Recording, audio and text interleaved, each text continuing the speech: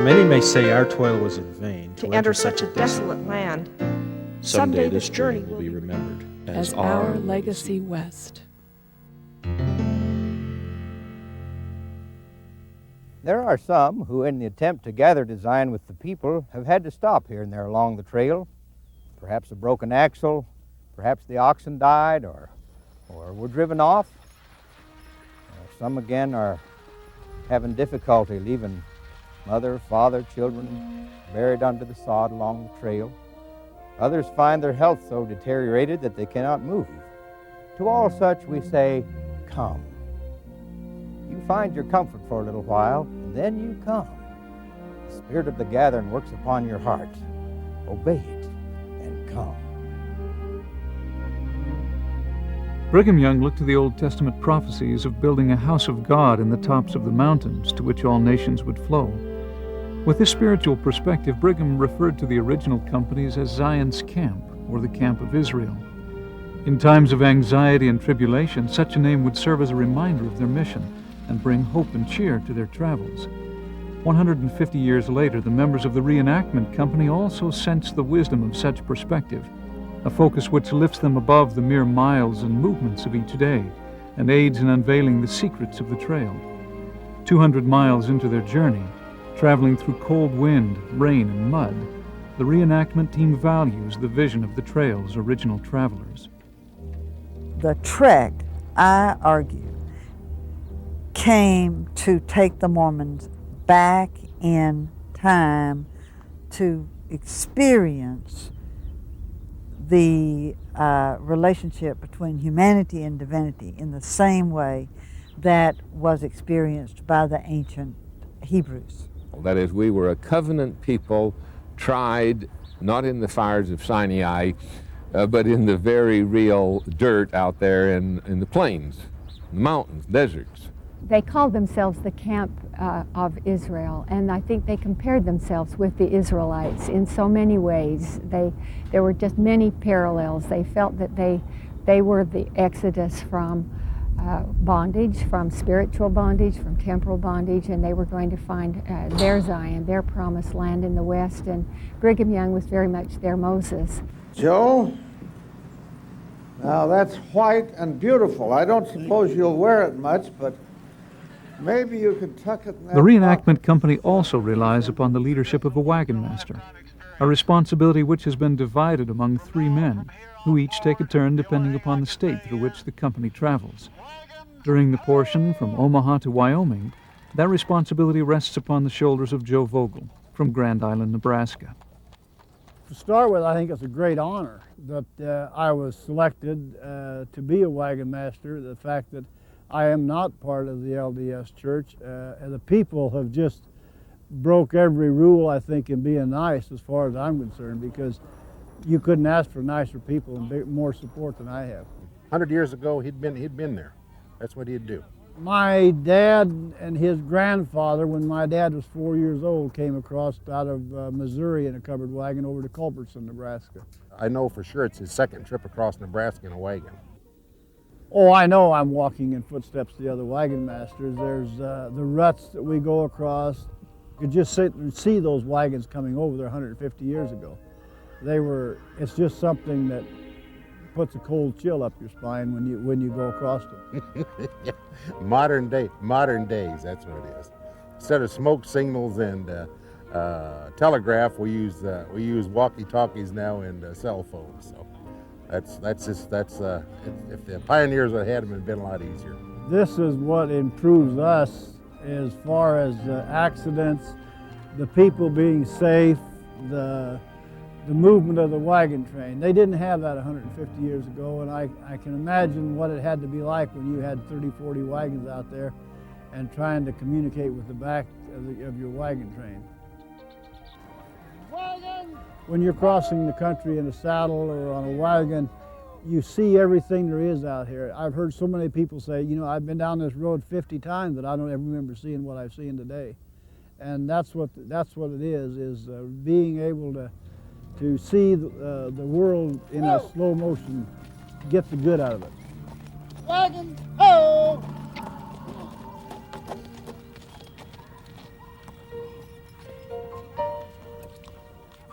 On the 5th of May, the reenactment team left Grand Island, Nebraska.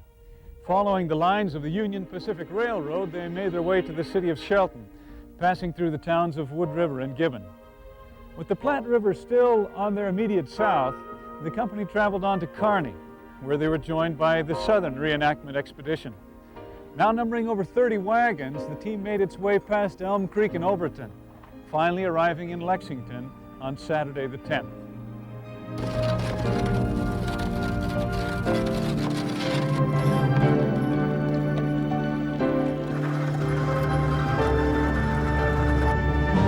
In honor of the wagon train, miles of these flags were erected between the towns of Sheldon and Gibbon, Nebraska. The strips of fabric represent the 6,000 people who perished along the Mormon Trail during its 22-year use from 1847 to 1869. A Boy Scout troop in Sheldon spent 6 weeks making the flags, which were erected by people from the town the evening before we came through. We were each given one, and many of us still carry it on the side of a wagon or on a horse. Diana and Max Pitcher, May 7th, 1997. I'm amazed at the number of crosses that I've seen on the trail today. I had no idea that they had lost that many people coming across. It's a symbol of all the pioneers that died. I just miniaturized it to make it easier to carry. It's estimated that some 6,000 people died along the Mormon Trail. In times of sickness and death, many remained behind to resolve their particular hardships before resuming the trek west. But in some cases, families and individuals remained behind indefinitely, and their settlements are strewn along the path.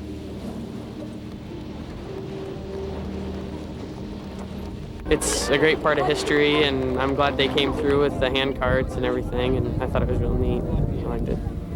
My dad, he was about 4 years old when he was with the wagon train. My God. The Nutters, Johnsons, Dugdales, and Olivers are some of the prominent families in Shelton, Nebraska, formerly known as Wood River Center, a Mormon way station. All are descendants of original pioneers who settled in this area.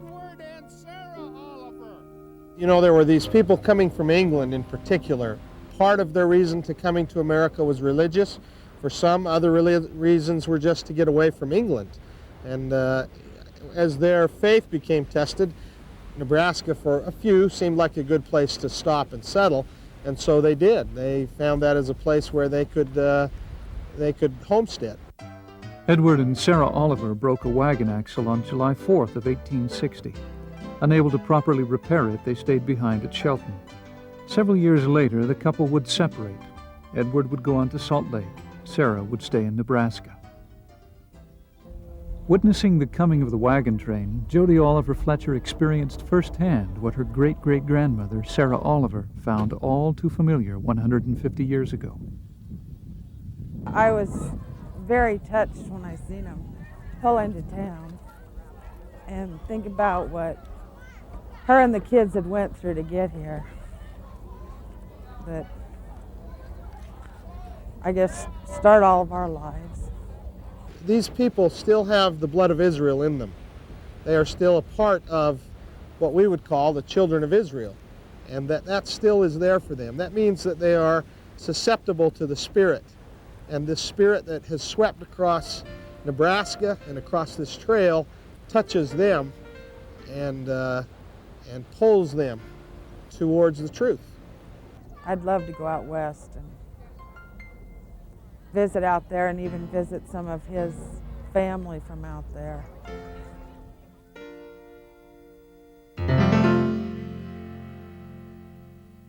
It was upon the open plains that we first encountered the great herds of buffalo. The brethren were delighted with the fresh meat, but it soon began to be a sport. They began to hunt down the great beasts, wasting their time and ammunition. Why, they would have killed everything between here and 100 miles if they'd been allowed to. I reminded them that it was wrong to kill except in the case of need, and had they considered whose buffalo these were and who fed them. It was near Fort Kearney that the 1847 Vanguard expedition first spotted the roaming herds of buffalo. At times, the plains were covered with the wild animals, which would prove to be a source of food, clothing, and fuel for companies of settlers yet to come. In the modern reenactment expedition, Kearney served as the location where the northern and southern trains would meet. Russ Ledger, serving as wagon master of the Southern Company, left Council Bluffs, Iowa, 2 days ahead of the departure of the northern team and followed the southern route, a military trail which led to Old Fort Kearney. We had accomplished our task, and that was to put together the southern route, to have our dedications, to have a meaningful experience for every walker, handcart, individual, the saddle horses, the teams. They were glad to get there, as it was a goal achieved, and now we have followed up with the long-term goal of getting all the way to Salt Lake. Learned about what we call them, the Mormons, and it's like we read about these people that teased them about their religion and stuff, so they moved. And they were shooting at them, and they killed some people, like some of the Mormons. And then when this one guy got killed, then they moved to I think it was Salt Lake City. Oh, I'm very excited, yeah. I've been waiting for this day since January. Well, actually, since last year. I wanted to keep on going. It was so nice last year when we got here, and the people has been tremendous here. Oh, there's a homemade wagon. I've been going on wagon rides for a number of years, and I kind of put together a wagon that I thought I liked with the features I wanted, and I wouldn't change much. These are Model A car wheels on the front and Model A truck wheels on the back. In case of rain, I do have a windshield wiper. There's something to be said for authenticity, and I kind of envy these guys that are riding these wooden wheel wagons and looking authentic. However, maybe I'm just spoiled. I guess I'd rather ride in this one, even though they do look good. Canesville Winter Quarters area was a ghost town at the end of '52. They got real comfortable and decided to stay there for several years. In fact, in 1851, the First Presidency sent out an epistle telling these people that it's about time you get out to the valley. And 1852 was the single largest immigration year for Latter-day Saints. We're gonna walk the whole way. So we can follow Sam's path. And they're gonna carry Mom. Little boys and little girls, dirty feet and pretty curls. Some with smiles, some with pain. They walked along the wagon train. The wind would blow about their heads.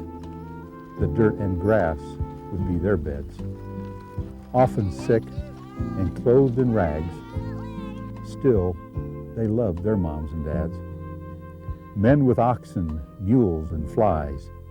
Women cooked and baked the pies. Daddy, who is leading Brigham Young? Why, Jesus Christ, of course, my son. A morning sun, a moonlit night, a just reward for doing right. Some only see what's in their hand. Others see what's in God's plan.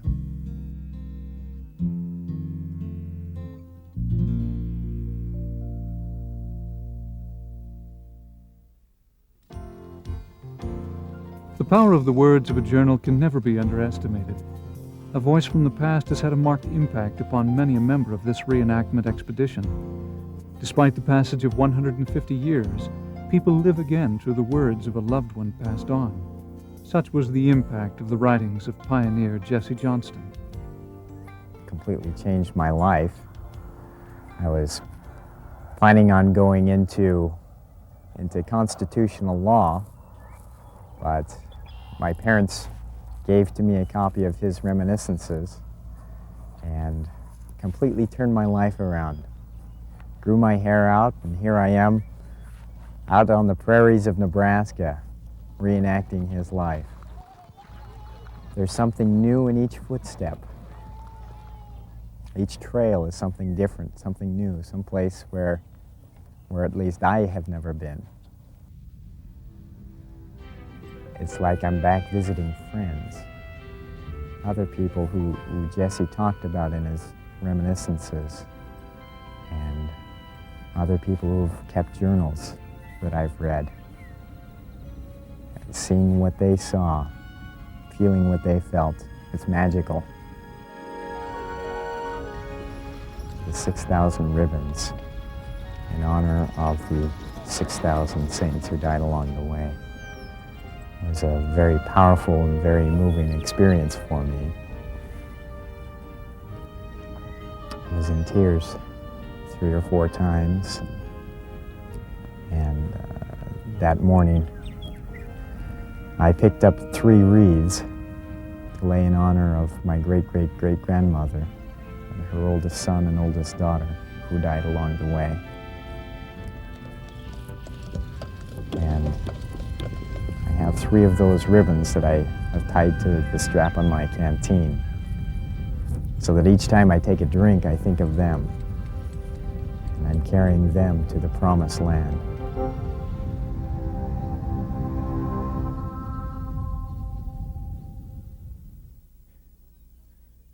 There were some confrontations with the Indians now and again, and some of them ended happily and some of them not so happily. My great-grandfather Harrison Sperry records in his journal that one time early in the journey, they were confronted by a Pawnee Indian and his son. There was some sort of conflict that ensued with the Pawnee Indian and the son and one of the pioneers. And the Indian called to his son for help, and the son came and shot a couple of arrows into the back of the man. His wife must have been close by, must have seen the confrontation. It says that she dragged him back into camp, and they attempted in their own way to remove the arrows. My great-grandfather says that he died in pain and groaning that night. So my heart goes out to the woman, because sometimes these situations ended very tragically. But on the other hand, there were many situations that had potential tragedy that ended very happily. Robert and Ann Parker were traveling in MacArthur's company with their 4 children. One day, little Arthur sat down to rest, unnoticed by the other children. A sudden storm came up, and the company hurriedly made camp.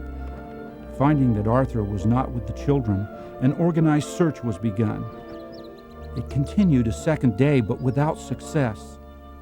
Ann Parker pinned a bright shawl about the thin shoulders of her husband and sent him back alone on the trail to search again for their child.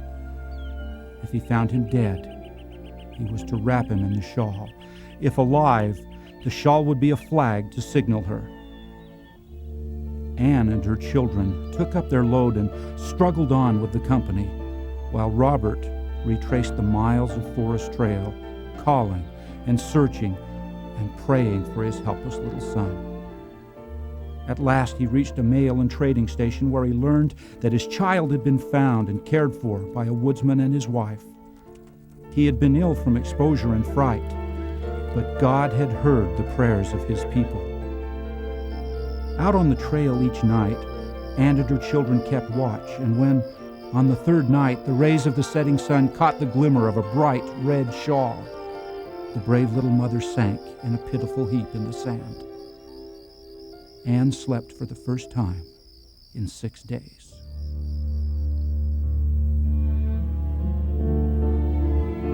How can one describe the feelings of those early pioneers? We placed our hearts, our dreams, our hopes, our very lives in the hands of God. And whose hands were those? Why, the hands of his devoted servants, his sons and daughters on the trip. There was such love and devotion manifest on that trip as to defy the grip of death. And thus, one by one, 2 by 2, company by company, God worked his miracles upon this people. Love is little, love is low, love will make our spirits grow, grow in peace, grow in light, love will do the thing that's right. Love is tender, love is best, in thy arms of holy rest. Keep me safe, keep me still,